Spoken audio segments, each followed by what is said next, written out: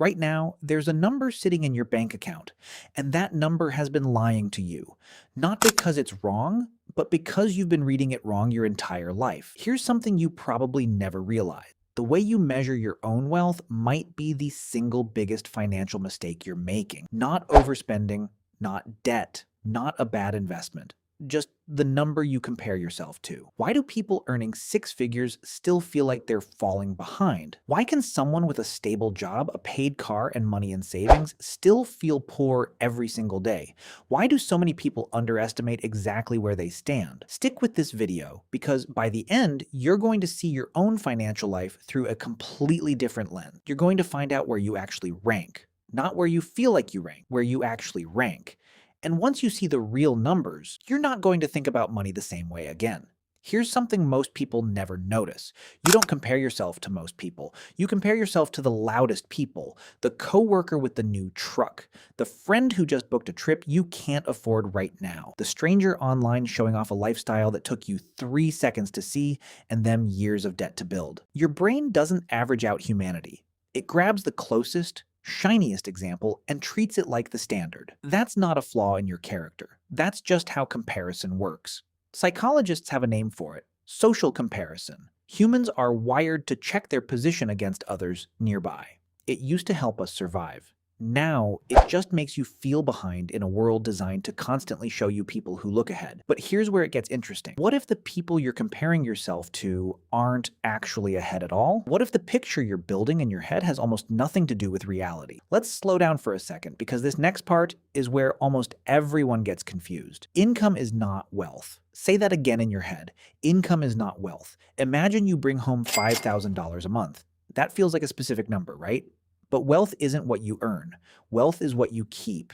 If you take home $5,000 and by the end of the month there's nothing left, your income might look impressive on paper, but your actual wealth isn't growing. Now imagine a completely different version of your life. Same income, $5,000 a month. But this time, $500 of it goes into savings or investments before you spend a single cent on anything else. That's 10%. Over a single year, that's $6,000 added to what you actually own. Not what you earn, what you own. That's the number that defines wealth, not the number on your paycheck. The number that's actually yours, sitting there, growing, working for you while you sleep. Here's the uncomfortable truth. Some of the highest earners you know might have almost nothing, and some of the quietest, most average-looking people you've ever met might be sitting on more real wealth than anyone around them realizes. That's not a coincidence. That's the entire game most people never learn the rules to. If this is already making you rethink how you look at your own numbers, hit subscribe right now, because what I'm about to show you next is the part almost nobody talks about. The part that changes how you'll see every paycheck, every purchase, and every "I made it" photo you scroll past for the rest of your life. Let's talk about where you actually stand, not compared to your neighborhood, not compared to your feed, compared to the world. If you have around $6,000 in total net worth, savings, retirement accounts, home equity, anything you own minus anything you owe, you are already wealthier than roughly half of the adults on this planet. Read that again, half. Not because $6,000 is a fortune, but because global wealth is far more unevenly spread than local wealth. Now push that further. If your total net worth crosses around $93,000, you're sitting in the wealthiest 10% of adults worldwide. Not the top 1%, just the top 10. And most people who reach that number don't feel wealthy at all. Why? Because they're not comparing themselves to the world. They're comparing themselves to the person one rung above them on the ladder they built in their own head. That's the trap. Wealth isn't just a number. It's a moving target your brain keeps pushing further away the moment you get close to it. But that's still not the part that surprises people the most. Here's something most people never think to calculate. If you have a retirement account sitting quietly in the background, even one you haven't checked in months, that balance counts toward your real wealth just as much as cash in a checking account. Imagine you have $20,000 sitting in a retirement account. You might glance at your checking account, see a few $100s, and feel like you have nothing. But your actual position isn't a few $100s. It's $20,000 plus whatever else you own, minus whatever you owe. That's the real snapshot. Most people never look at the full picture. They look at the number that's easiest to see, the checking account balance, and they build their entire sense of financial identity around it. That's like judging an entire meal by looking at a single crumb on the table. There's another layer nobody talks about: Home equity works the same way.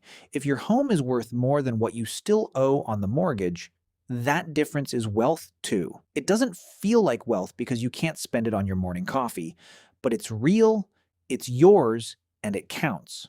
Once you add up everything you actually own, checking, savings, retirement accounts, home equity, and subtract everything you owe, most people are stunned by how different that number looks compared to the number they were carrying around in their head. Here's where it gets even stranger.